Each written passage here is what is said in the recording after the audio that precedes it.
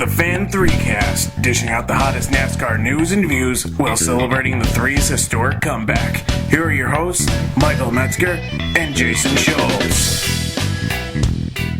Unfortunately, the 2014 Sprint Cup Series season has come to a close, but lucky for you fans out there, we have one last Fan3Cast before we say goodbye. Jason, the season-ending Ford EcoBoost 400, did that race live up to the hype that was being built up for it, and does this new chase kind of give you some more excitement for NASCAR, as it was such a close battle to the very end, and I don't know about you, but I was on the edge of my seat the last 20 or so laps.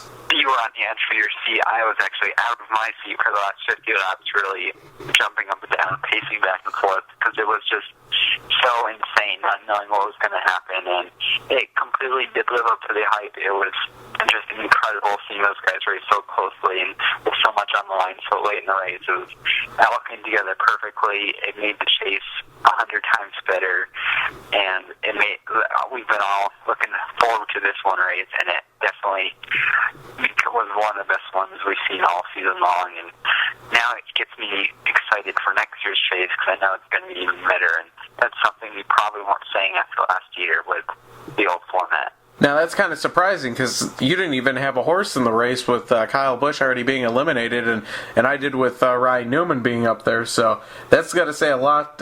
When I want to say non-fans, but you know, you weren't particularly fans of the drivers involved, yet it still kept you there watching and being connected to it.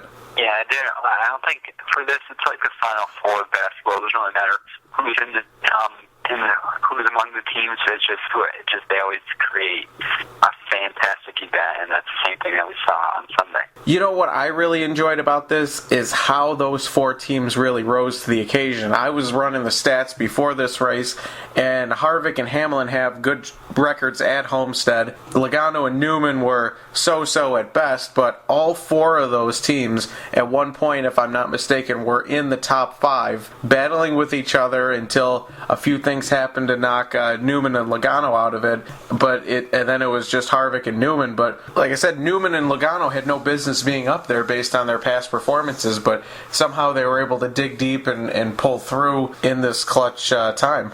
Yeah, it was just really surprising how close they were throughout the race. I really thought they would just be spacing out through the field, maybe one guy struggling around 20th, another guy barely getting in the top 10, and two contenders really up there battling, and they were all up there. It took Newman a little while to get there after not the greatest qualifying performance, but he eventually got there and was up there, and they were, all, like you said, all in the top five at one point, and they were just racing as hard as they have all season long, and it was fantastic to watch.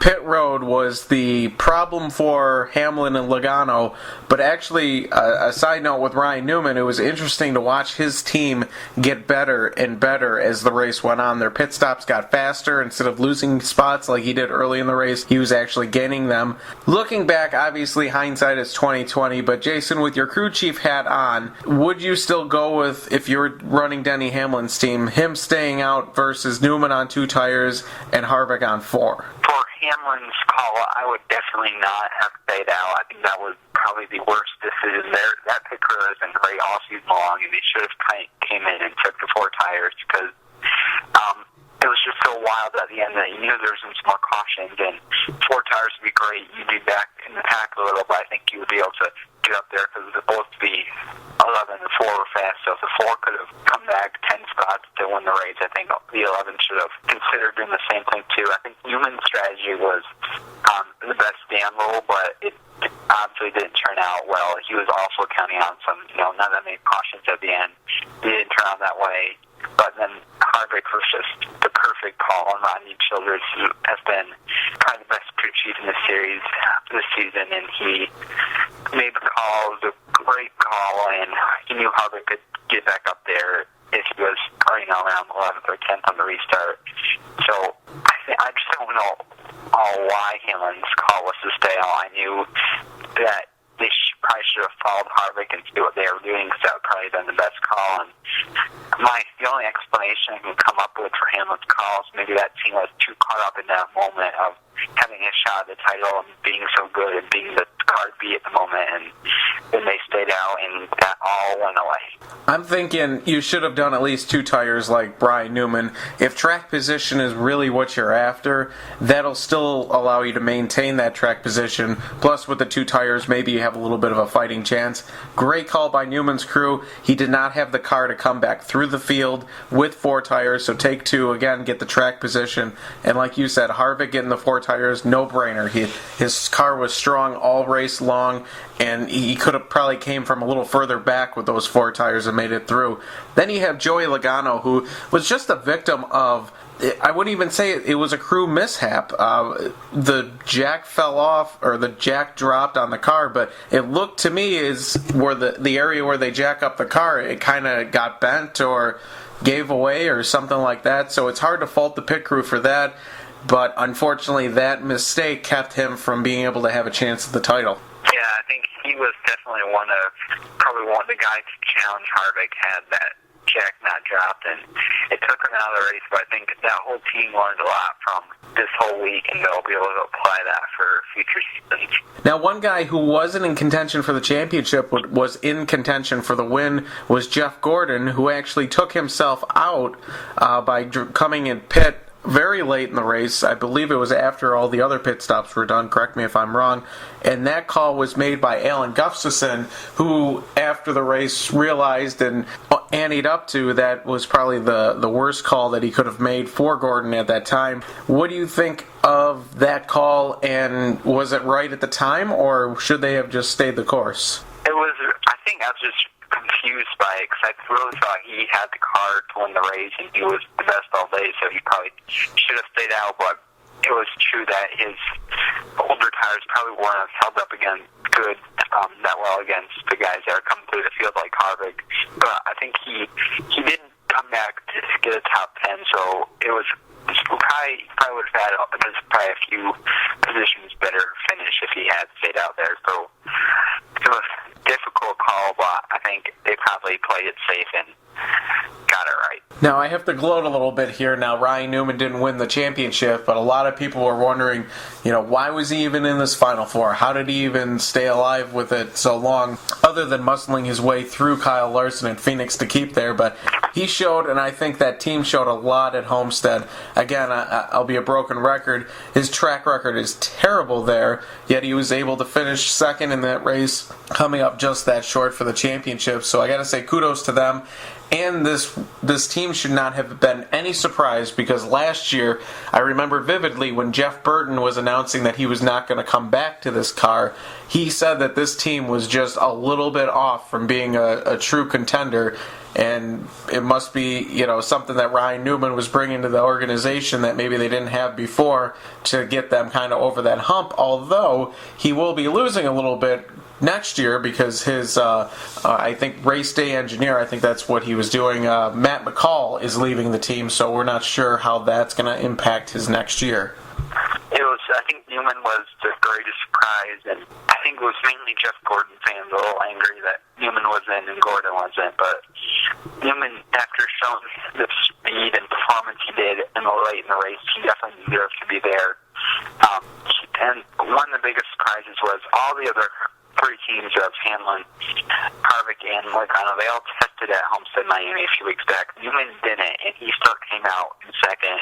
He beat other drivers who tested that weren't in the mix, but just a really impressive race. And had he had 2 more tires or had one caution not come out late in the race, he probably would have been the leader with a few laps to go and having a shot at the title. And he was exactly what NASCAR kind of needed for this championship battle. You needed that underdog. You didn't want 4 drivers going in there that had all won championships. As much as it probably would have been preferable by most fans having drivers that have already won championships and all that, it's kind of nice that they had that underdog that people could root for. Yeah, it's a feel-good story of the chase, and I don't think anyone's disappointed with how he played a role in that final race. Now, the happiest man leaving the Homestead Miami Speedway is Kevin Harvick. In your assessment, where does he rank, do you think, in NASCAR history? Is he going to be now a Hall of Famer with this championship, or does he need to do a little bit more in his career? I think he's definitely a Hall of Fame material. He's got the Daytona 500 win, the Brickyard win. He filled in such a big role after Dale Earnhardt died in 2001, and now with the championship, I think the title is what sealed the deal for him, and one day he'll definitely make it to the Hall of Fame because he's just, I think, one of the best drivers we have out there today, and probably one of the most unique that NASCAR's ever seen. Now, granted, the points were getting reset as we went along the way, but I can only imagine how dominating this team might have been had they had a little bit more luck early in the season. Yeah, they had all those second-place finishes, and then the races where they were leading and they had a mechanical problem or something broke, and they were just, I think, the right team to win the title this year based on how good they were. And had their luck go a little differently in those, summer races and late spring races, I bet they would have probably come close to scoring 10 wins, which would have been a crazy number for that team. Now, as with any season finale, you have teams and drivers that are destined to break up in the coming years. So we had some pairings ending with this race, which Trevor Bayne is going to be leaving the Wood Brothers racing team to go full-time with Roush Fenway Racing. No real surprise there. Marcos Ambrose had his last run we think in a NASCAR stock car, as he will be going back to Australia. Carl Edwards leaves Roush Fenway Racing after many, many years, 10 plus years, to go to Joe Gibbs Racing next year. Then on the crew chief side, Dale Earnhardt Jr.'s last run with Steve Letarte. You had Jamie McMurray's last run with Keith Rodden, and Casey Kane and Kenny Francis, as of this morning, will be breaking up after this season. So I'm going to bounce this to you, Jason. Of those three drivers that we mentioned and three driver crew chief pairings, which one of those do you think will have the biggest impact in the near future, good or bad, for any of the parties involved? On the driver's side, it's definitely going to be Carl Edwards. He's going to come over to Joe Gibbs Racing, and I would say probably have a similar season to what Matt Kenseth had in his first year with JGR, and really come out and be pretty dominant and win a few races and have a lot of success. So I think that's going to make a pretty big difference right off the bat in 2015. Then on the crew chief side, it's really tough to say, but I think both Kane with Keith Rodden now, he's going to be a really strong contender. Rodden showed so much strength on top of McMurray's pit box, now moving to Kane, where he's got the experience of working with that team. They're going to be strong. And then with Letarte leaving the 88 team, that's definitely a big loss for them. He's been such a central figure for them over the last few years, and it'll take gray guys a little getting used to Earnhardt Jr. style and how that team works. So they'll find success, but it may not come right off the bat. Yeah, taking a look at those drivers that we gave, I mean, Trevor Bayne going to the 6 Roush Fenway Racing car, I'm going to say that that's a lateral move. Marcos Ambrose leaving, you're only going to mainly notice him when they go to the road courses and that number 9 car ain't up front anymore. So then kind of runs default to Carl Edwards leaving Roush Fenway for Joe Gibbs Racing. I'm a little worried about Joe Gibbs Racing. I think they're going to be doing a lot of expansion, both on the Sprint Cup Series and now the Xfinity Series side. So it'll be interesting to see if they can keep up with everything that they need for that. Crew chiefs wise, probably Steve Letarte will be the biggest one. Kind of for the reasons, I think Greg Ives coming over is going to be a nice move with Junior, but there's going to be that learning curve for them. McMurray losing Rodden, he was there for 1 year, so I don't know how big of an impact that will have. Plus, he's getting Matt McCall, who's done some good things with Ryan Newman and is a former driver, and we've seen how successful these former drivers have been moving into the crew chief role. And then Kane and Francis, I really think next year is a make-or-break year for Casey Kane when it comes to being with Hendrick Motorsports.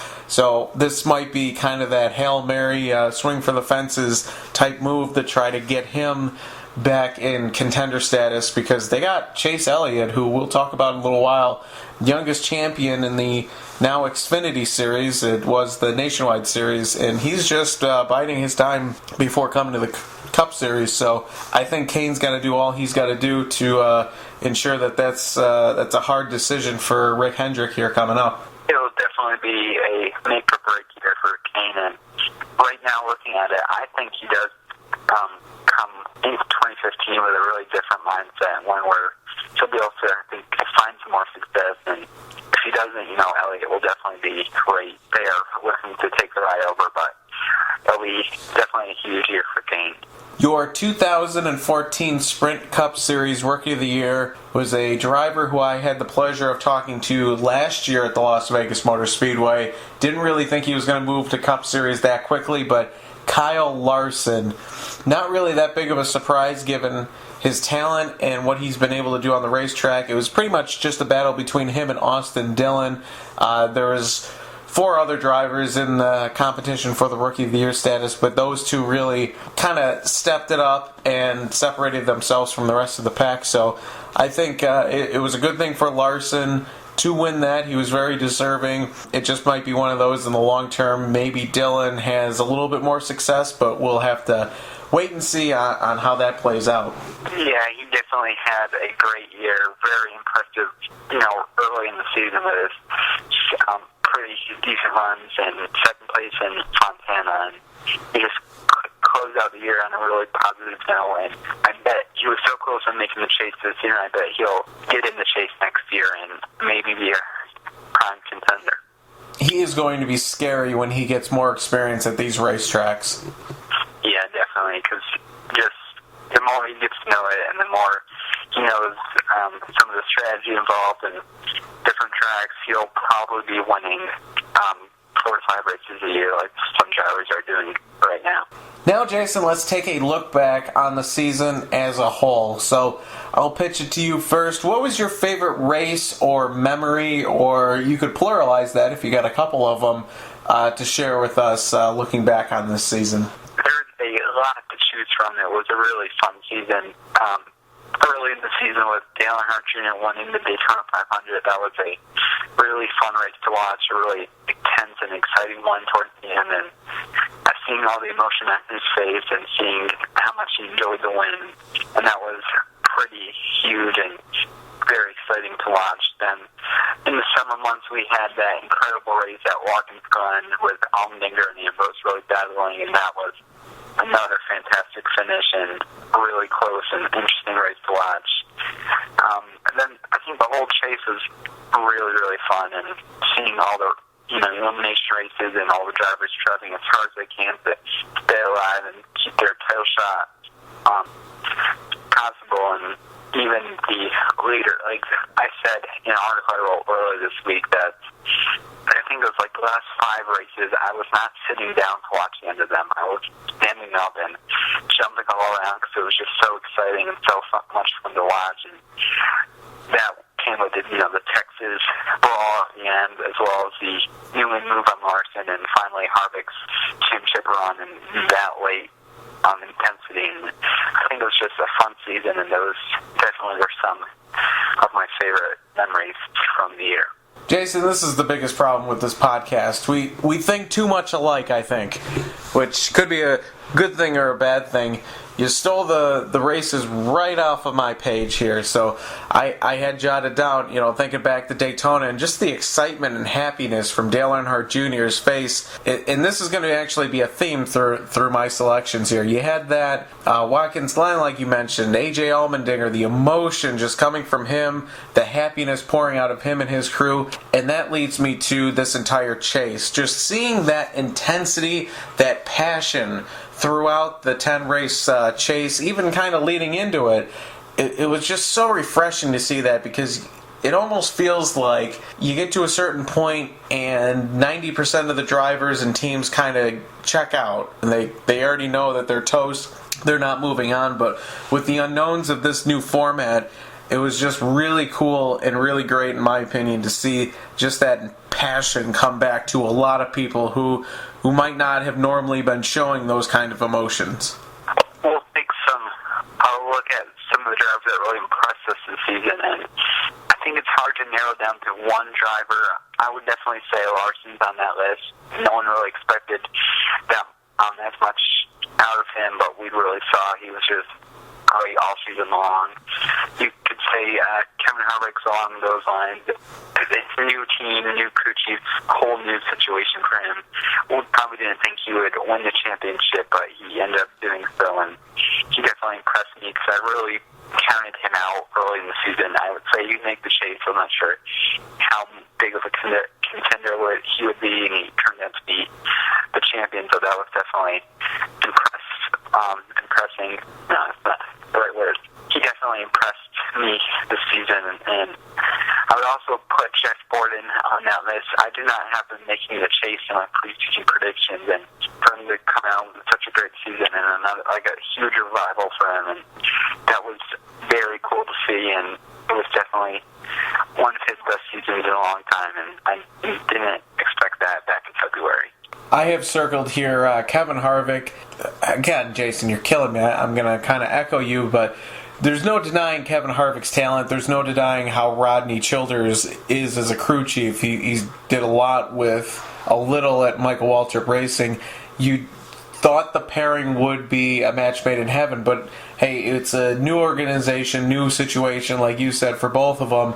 How is that going to work? And not only were they fast everywhere they went, every time they unloaded, but they were light years ahead of their teammates.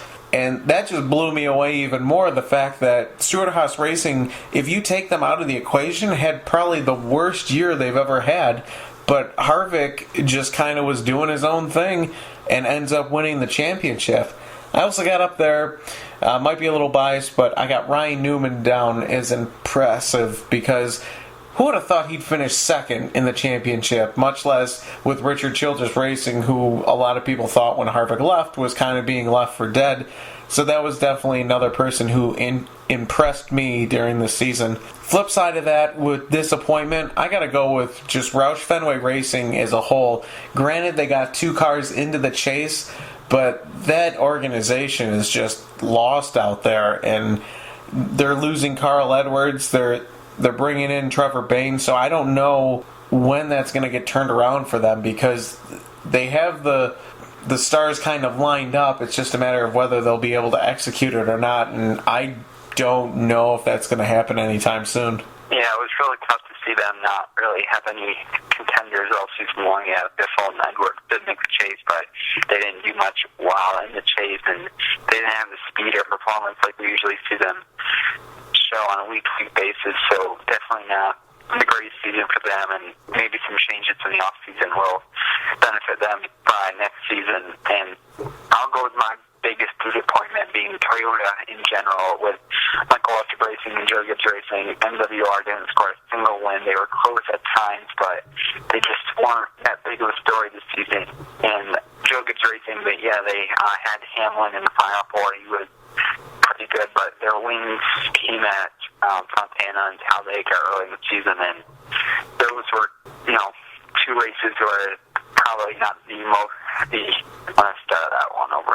Sure. We saw JGR win those two races early in the season at Fontana and Talladega, and they weren't the most impressive wins. Neither driver really dominated. They just caught fire at the end and got to victory lane, but they could have shown a lot more. I think Kenseth definitely, could have been a major contender all year long, and he just didn't turn out to be much. And they really did lack some speed and horsepower, and we saw that sort of change in the chase. They, I think, found something, but they're definitely had a lot of work to do over the offseason if they want to return to their dominance, which we saw in 2013, and that's definitely missing throughout the year. That's kind of funny now that you say that about Joe Gibbs Racing.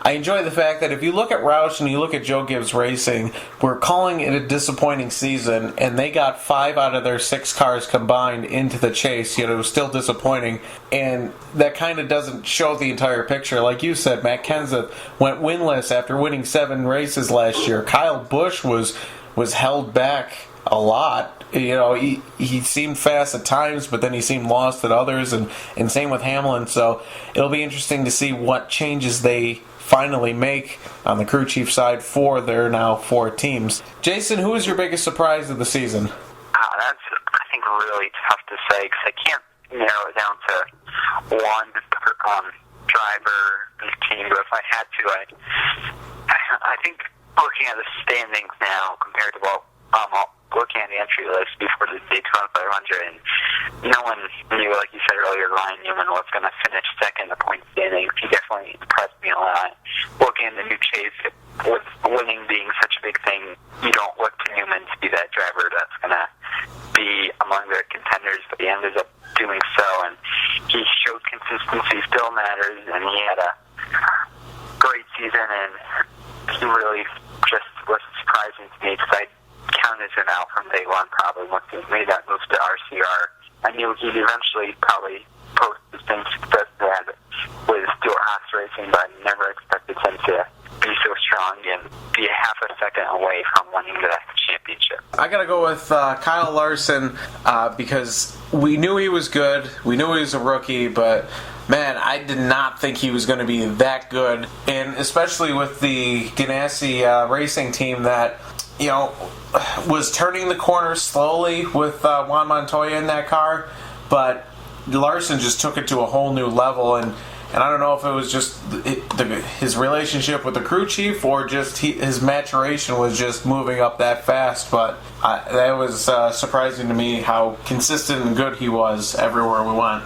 Looking on the NASCAR Nationwide Series side, if we had to pick a surprise, I bet we'd say Chase Elliott winning the championship would come as a pretty good surprise because he was definitely not. Well, we don't really know what to expect of him going into the season. He's the rookie. He's one of the youngest drivers in the series to go full time, and for him to come out of the season with the championship, it shows just how much talent he has. He really was the one nationwide guy running up with the Cup guys each and every weekend, and he never really made a mistake, which is, I think, the biggest surprise of his title run was he never really made any mistakes. He was always up front, if not among the top 5. He was in the top 10. He was around. He was leading laps. And rookies usually don't find that luck, and he definitely avoided all the rookie mistakes that probably could have hurt him badly, but he just was so impressive, and I can't really think of anything else to say other than he was just really good all year long. He was exactly like Kyle Larson. We knew his talent level. That could not be denied, but the fact that he got it so quickly and was, like you said, so consistent and could run with those Cup invaders week in, week out was probably the biggest surprise. And the kid got 3 wins. It's not like he went winless like some other champions we've had in the Nationwide Series, now Xfinity Series. And having not only him finish first, but then Regan Smith finish second to give Junior Motorsports a 1-2 finish, that's a great story because that was 10 years in the making. It's been nothing but struggles for the most part for Junior Motorsports. I'm glad to see Dale Earnhardt Jr. stuck with the program, kept it going, and now he's really seeing the fruits of his labor, although you could argue that Rick Hendrick kind of is the silent partner in all this, probably keeping it going for his own interests. Yeah, I was just impressed by how strong Junior Motorsports was each and every week. Besides the Chase Elliott and Regan Smith, they had the 5-car, and Harvick was winning that just almost every week. He was running really strongly. They also put some younger faces in, the car like Alex Bowman and Josh Berry, and those guys impressed too, and they definitely showed that this team is not going to go away from a while because they've got some more talent in the making, and will probably continue to be one of the best teams in that series for the next 5 or 10 years.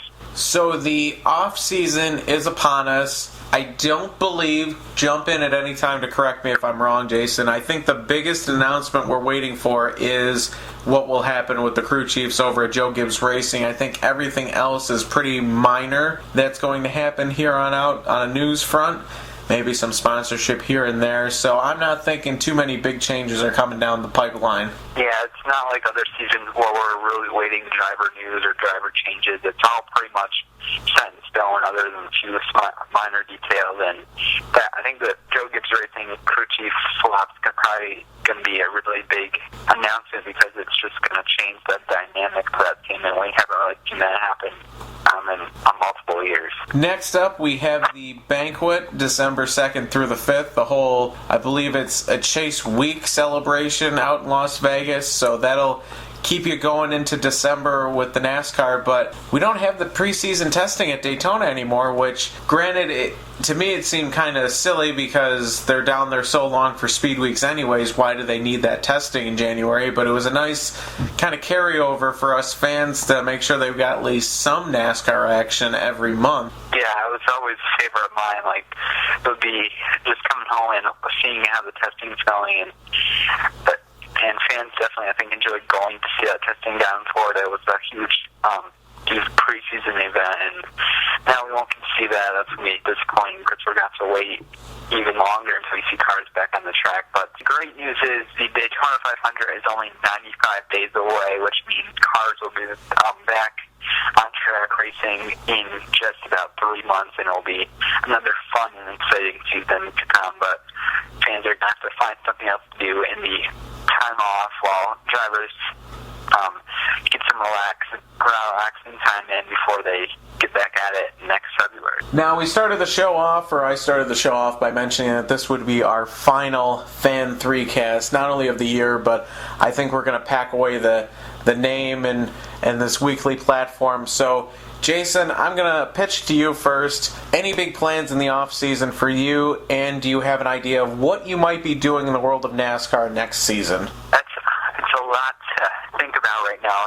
Season just ended, and just trying to we like to relax too in the off-season, fans, because we've just been following the sport for 35 plus a week. So the off-season, I'm just going to try to figure out what I'm doing in 2015. I have nothing really planned other than doing some of the same stuff I've been doing over the last few years. So I'll definitely have some, once we get out our preseason talk in January and February, I'll probably know better what I'm going to be doing for the 2015 season. For me, the first order of business is to take a mini vacation from trying to worry about what's going on in the world of NASCAR and crunching the stats and figuring out who's in the chase, who's out of the chase. So it'll be nice to take a little micro break. But next year, as with you, Jason, still kind of finding my way. Start and Park blog will be back, but what we'll be doing, I'm not sure. I'm gonna take my 95 days and figure that out. See what presents itself along the way. And before we know it, the cars will be back on the track in Daytona, and all the preseason buzz will be upon us. And while we look forward to that, we're going to take a few months off to relax and really wind down after an incredible 10 weeks of chase racing. And like you said earlier, next year is going to be even better. Now that we know what the playing field looks like, the teams understand what's at stake, I can only imagine that the intensity can be ratcheted up just a little bit, and hopefully, fingers crossed, there are no tweaks to this other than maybe they can change a couple different tracks in there, I don't know, but hopefully no rules changes or anything that change what they have, because I think it's perfect right now. An off-season without change will be very different because we haven't had one of those in a while, but I think NASCAR is at a great point right now. They've been doing some awesome things over the last few years, and seeing it play out is just so exciting, and we've got better things ahead for 2015, and as a fan, I just cannot wait to see all the new things and all the same things really come combine and create another fantastic year. Before we close down, I will give it to you, Jason. You said that this new chase format was going to be the best thing to happen to NASCAR. I said, no, I'm not having it. I don't like change. And you know what, Jason? You're right. It was pretty much the best thing I've seen NASCAR do in a very long time. And if only I could be as smart as you to realize that so long ago instead of trying to fight it all along. Yeah, I'm just glad it didn't turn out to be pretty great because I would have been disappointed to see the chase end any other way. I thought it was just awesome to see how everything played out, everything came together to create the best season I've seen in quite some time. Well, Jason, thank you very much for spending 30-odd weeks with me doing this little podcast here. Thanks to the fans for checking us out, and hopefully you can stick with us as we figure out what we're doing for next year. And it has been fun, and I'm sad to see the racing season end, but I think we all, like we alluded, need a little bit of a break. Thanks for listening to the Fan3Cast. For more NASCAR coverage, check out StartingParkBlog.com and Turn4RacingNews.com. Follow along on Twitter @Fan3Cast, @StartingParkBlog, and @NASCARJason.